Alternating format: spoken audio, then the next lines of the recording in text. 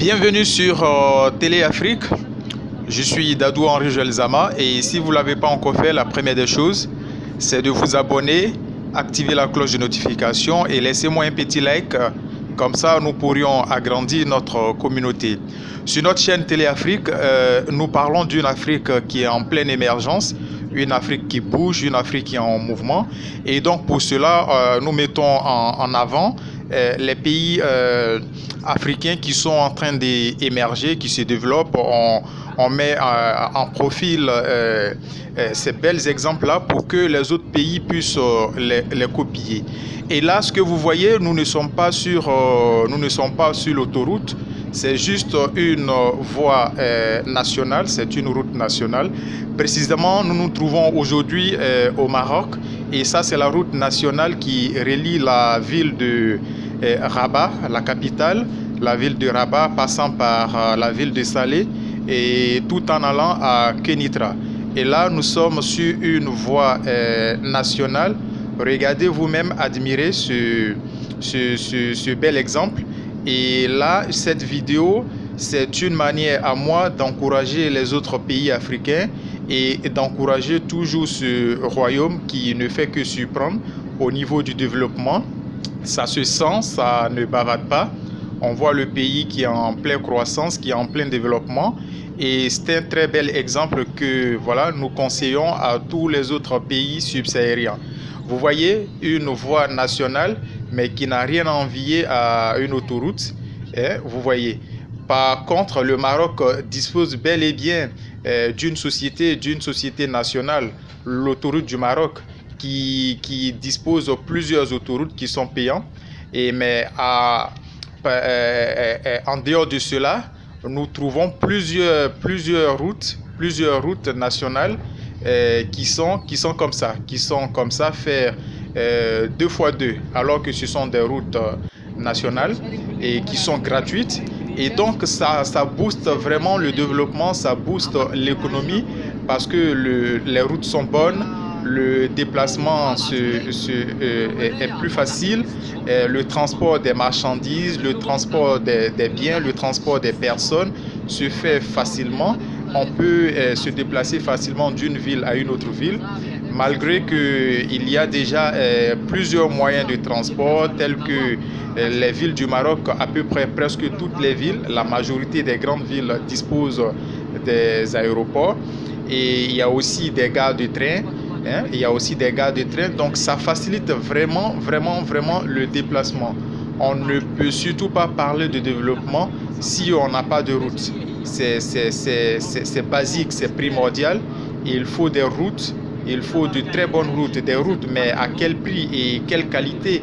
Vous voyez, ces routes-là sont à chaque fois entretenues, chaque fois réaménagées pour ne pas qu'il y ait des crevasses sur ces routes-là.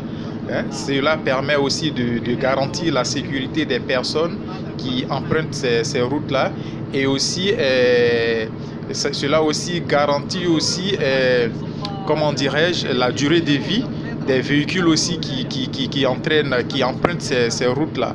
Voilà, parce que plus la route est bonne, plus ça évite les pannes, plus voilà, et il n'y a pas de, ça évite aussi les accidents.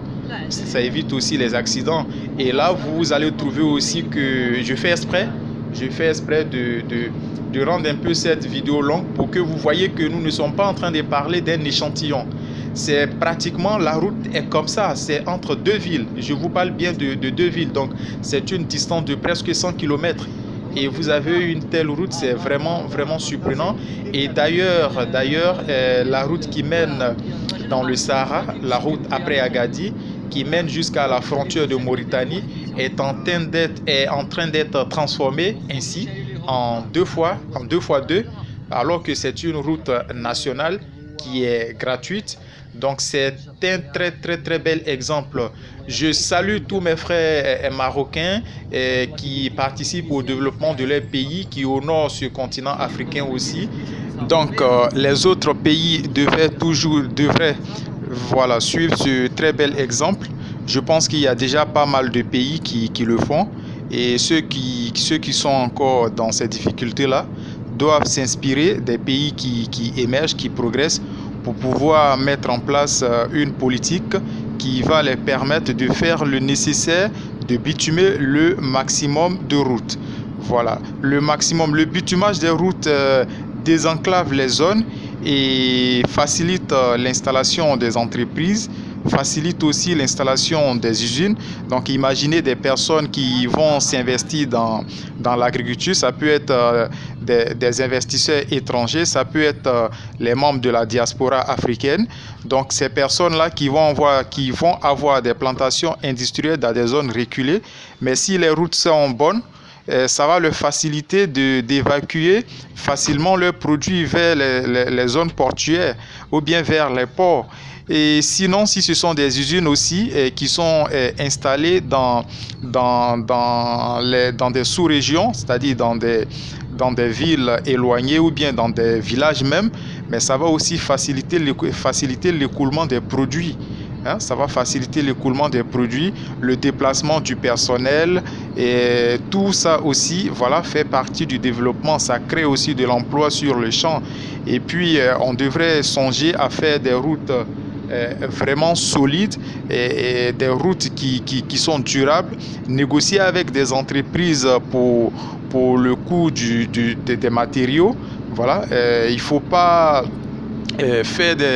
donner des marchés exorbitants à certaines entreprises qui, après avoir construit des routes, mais quelques jours ou bien quelques semaines après, mais ces routes-là sont dégradées, il n'y a pas d'entretien. Voilà, ce sont des dangers permanents, des trous sur ces voies-là qui créent des accidents. Donc, c'était juste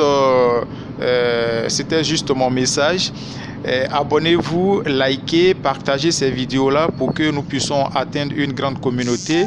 Et puis, pour ceux qui ne l'ont pas encore fait, surtout, j'insiste, il faut vous abonner. Merci beaucoup, à très bientôt.